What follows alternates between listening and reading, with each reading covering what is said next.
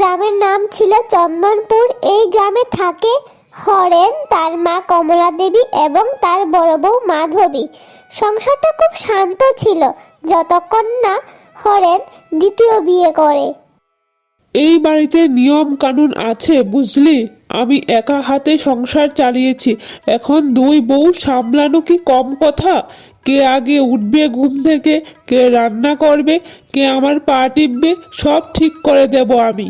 আমি কাউকে বেশি আদর করি না, সবাইকে সমান করি, আবার কাউকে কমও করি না। কিন্তু আমার কথা না শুনলে এই বাড়িতে থাকা যে মুশকিল হয়ে গেল। বোঝা গেল তো? খুব মুশকিল হবে কিন্তু আমার কথা যদি তোরা কেউ না শুনিস।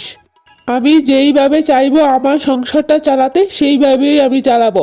কেউ আমার মুখের উপর কথা বলতে পারবে না। আমি এই বাড়ির মেইন মানুষ।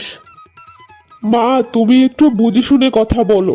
দুজনেই আমার বউ, দুজনেই হচ্ছে আমার বাড়ির লক্ষ্মী। কেউ কমও না বেশিও না। আমি চাই না ঝগড়া হোক, আমি চাই এই বাড়িতে যেন শান্তি থাকে, একসঙ্গে হাসি খুশিতে থাকুক সবাই।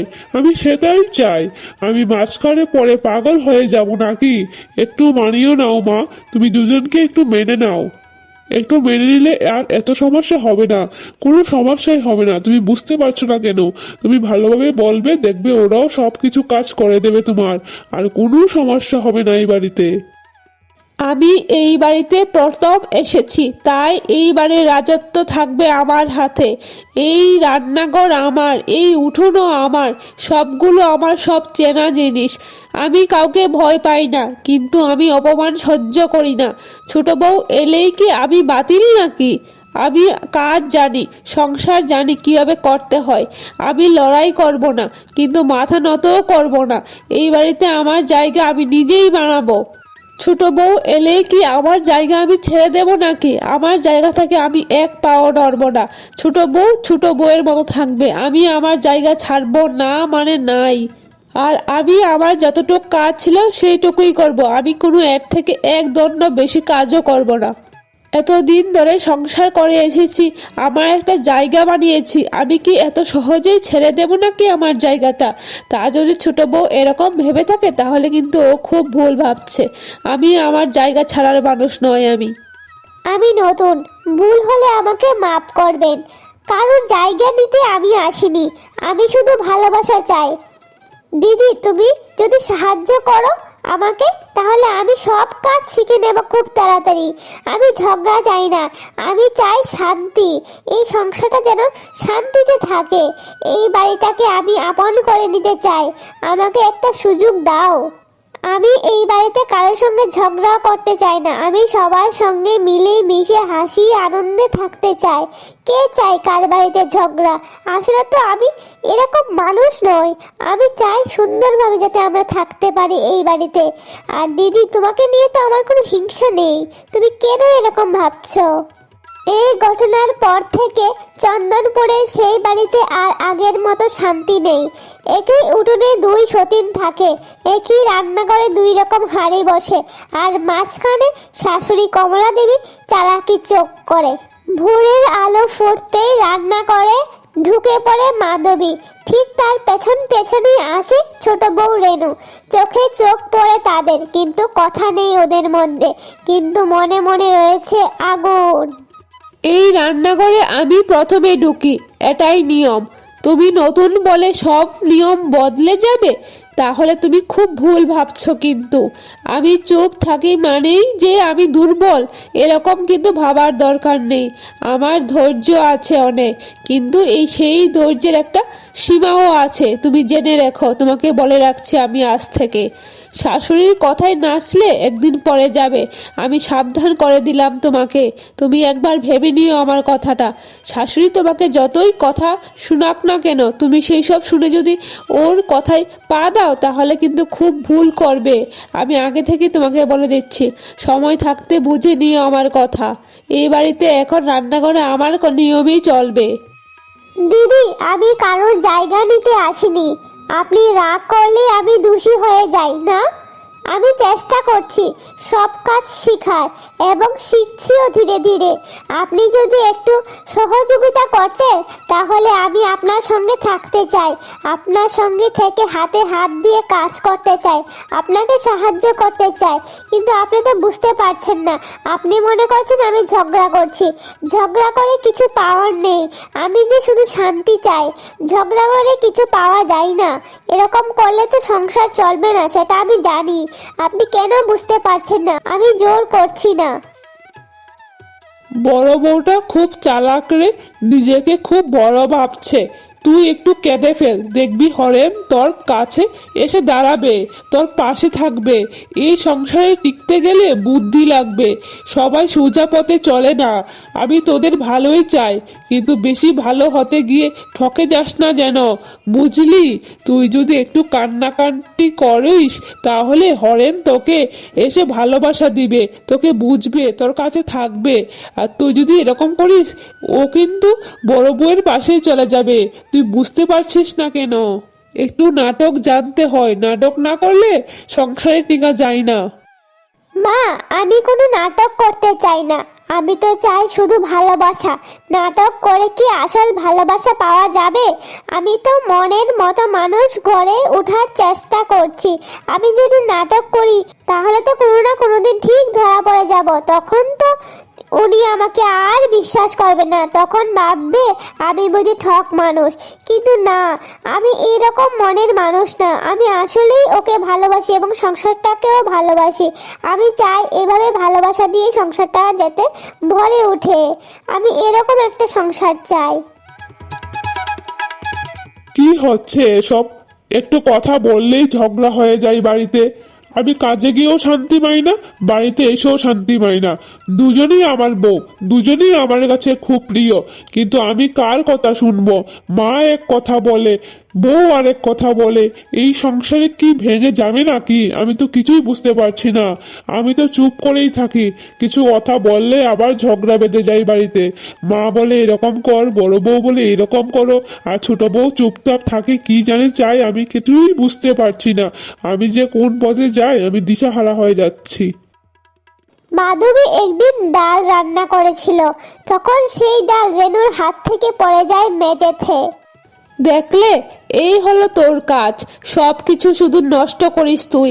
আমি সকাল থেকে খাচ্ছি আর তুই এক মুহূর্তেই সব শেষ করে দিলি। আমি কোন ভোরে এসে রান্নাঘরে রান্না বসিয়েছি, ডাল রান্না করেছি, আরো কত কিছু রান্না করছি, প্রস্তুতি নিয়েছি, আর তুই 1 মিনিটে এসেই ডালটা হাত থেকে ফেলে দিলি। তুই কেন এরকম করেছিস? ইচ্ছে করে করেছিস আমার রান্না নষ্ট করার জন্য। তোকে কে শিখিয়ে দিয়েছে বলতো? তোকে কি শাশুড়ি মা শিখিয়ে দিয়েছে নাকি এরকম করার জন্য আমার ডালটা নষ্ট করে ফেলেছিস? জানিস আমার স্বামী এখন ডালটা দিয়ে ভাত খাবে, তুই ইচ্ছে করে এরকম করেছিস না? এই বাড়িটা কিন্তু কোনো খেলার জায়গা না। সব জিনিসে হাত দিস কেন তুই? সব জিনিসে হাত দেওয়ার অধিকার মাত্র বড় বউ মানে আমার আছে, বুঝতে পেরেছিস? নিজের কাজ নিজে গিয়ে কর, গিয়ে যা, আমার কাছে আসবি না। আমার কাজে তুই এসে নাক গলাবি না। আর মনে রাখিস, আমি কিন্তু চুপ থাকবো না। আর একবার যদি এরকম ভুল করিস তারপর কিন্তু একটা গন্ডগোল হয়ে যাবে। দিদি ভাই, আমি ইচ্ছে করে করিনি, একটু ভুল হলেই এত কথা কেন? এত কথা শোনাচ্ছ আমাকে? আমি কি ইচ্ছে করে ফেলেছি নাকি? কে চাইবে খাবার জিনিস নষ্ট করতে? আমি তো ইচ্ছে করে এরকম করিনি। তুমি কেন এরকম করছো? তুমি তো বুঝতে পেরেছো যে গরম ছিল ডালটা, আমার হাতে একটু গরম লেগেছে আর পড়ে গেছে ডালটা। তুমি দেখতে পেয়েছো, কিন্তু তারপরও তুমি এরকম কথা বলছো আমাকে। আমি কি মানুষ না? আমার কি কষ্ট লাগে না একটু?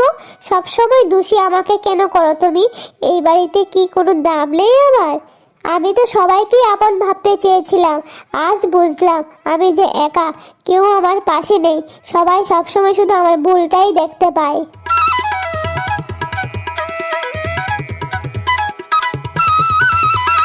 আহারে হরেন, দেখলি দেখলি তো ছোট বউটা কেমন করে কাঁদছে।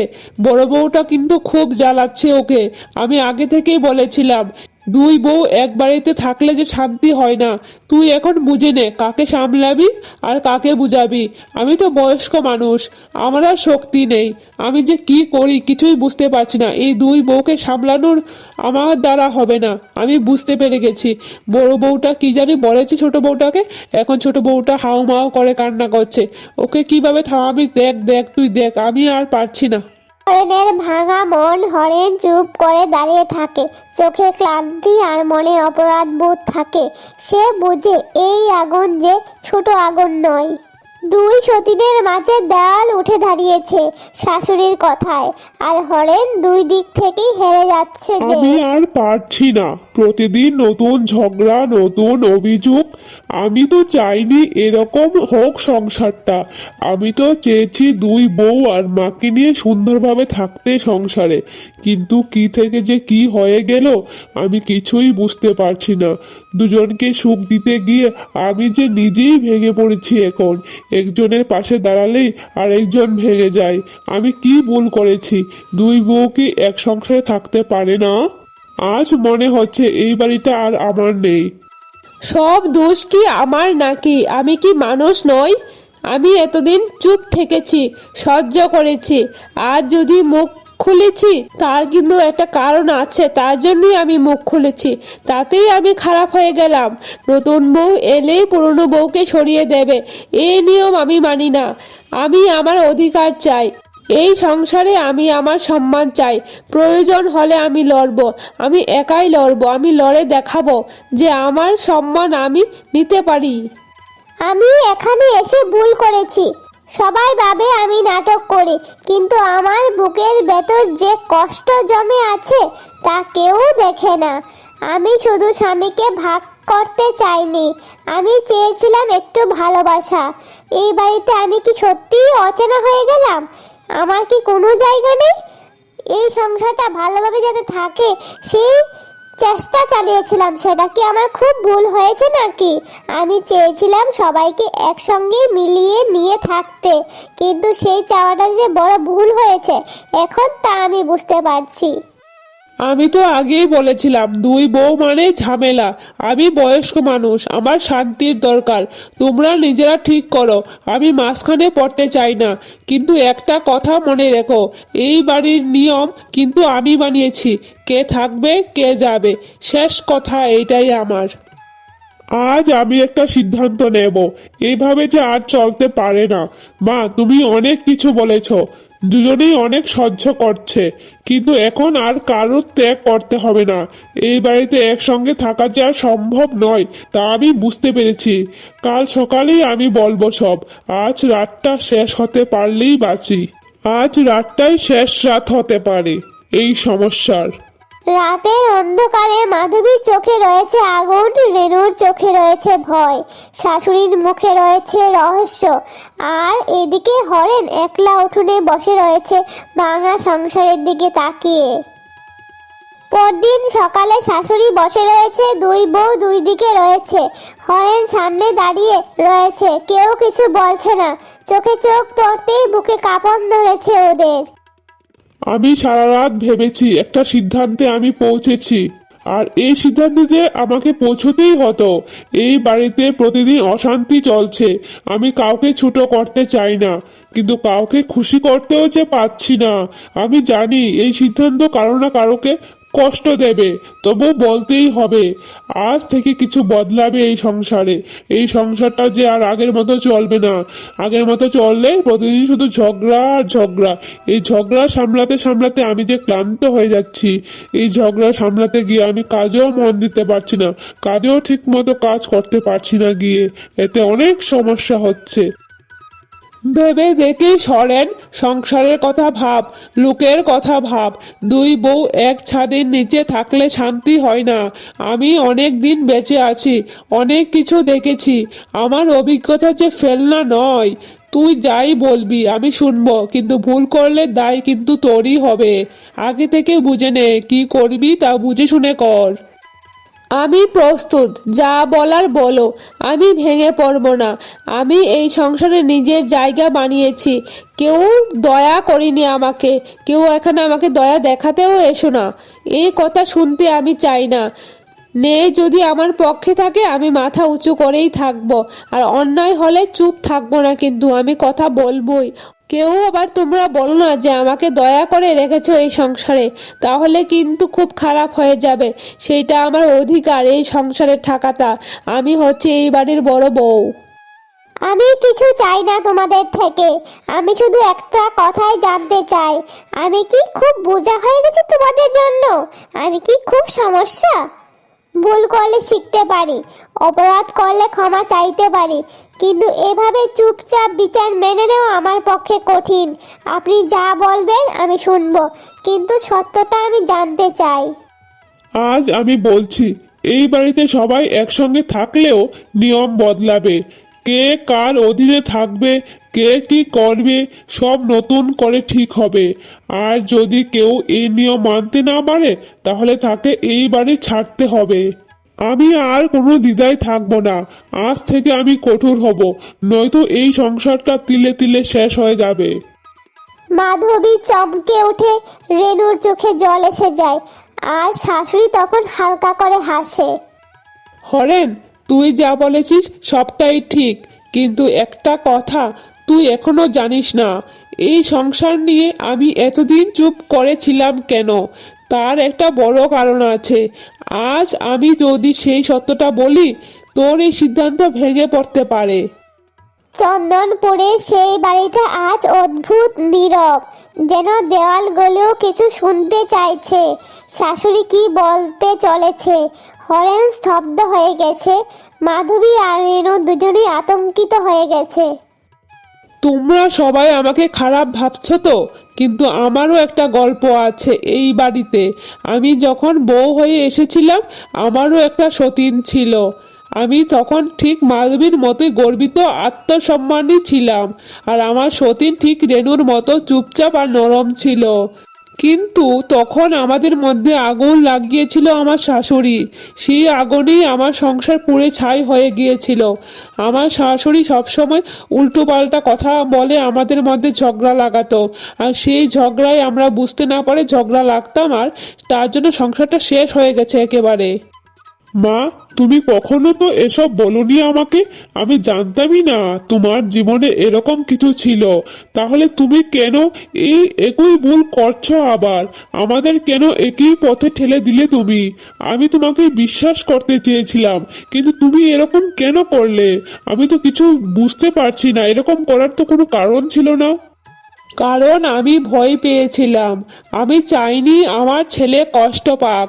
আমি ভেবেছিলাম একজনকে একটু বেশি আর একজনকে একটু কম ভালোবাসতে, সব আমার নিয়ন্ত্রণে থাকবে তাহলে। কিন্তু আমি ভুল ছিলাম। আমি বুঝিনি ভালোবাসা ভাগ করলে শান্তি আসে না বাড়িতে, এতে ঝগড়া আগুন বাড়ে। ঠিক একই কারণে আমার সংসারটাও আগুনে ঝলে পুড়ে গিয়েছিল। আজ বুঝলাম আমি শুধু নিজের কষ্ট দেখেছি, রেনুর চোখে যে ভয় ছিল তা আমি বুঝতে চাইনি। আমি ভেবেছিলাম যে সে আমার জায়গা নিতে এসেছে, কিন্তু আজ বুঝেছি সে শুধু একটু আশ্রয় চাইছিল। আমি যদি একটু বড় মনের হতে পারতাম, তাহলে হয়তো এই সংসার এত দূর যেত না। আমি কখনো কারোর বিরুদ্ধে যেতে চাইনি দিদি। আমি আপনাকে বড় বোন ভাবতে চেয়েছিলাম, কিন্তু ভয়ে কোনোদিনও মুখ খুলতে পারিনি। খুব ভয় পেতাম আমি আপনাকে। আপনি যদি রাগ করে যান তাহলে কি থেকে কি হয়ে যাবে, তার জন্য কোনোদিনও এরকম কিছুই বলিনি। আর যদি আপনি আমাকে আপন করে নেন, আমি কথা দিচ্ছি এই সংসারের জন্য আমি সব কিছু দেব। আমি সর্বস্ব দিয়ে এই সংসারকে আগলে ধরে রাখবো। আমি আর কাঁদতে চাই না, আমি একটু হাসি খুশি থাকতে চাই এই সংসারের মধ্যে, সবার সঙ্গে মিলেমিশে থাকতে চাই।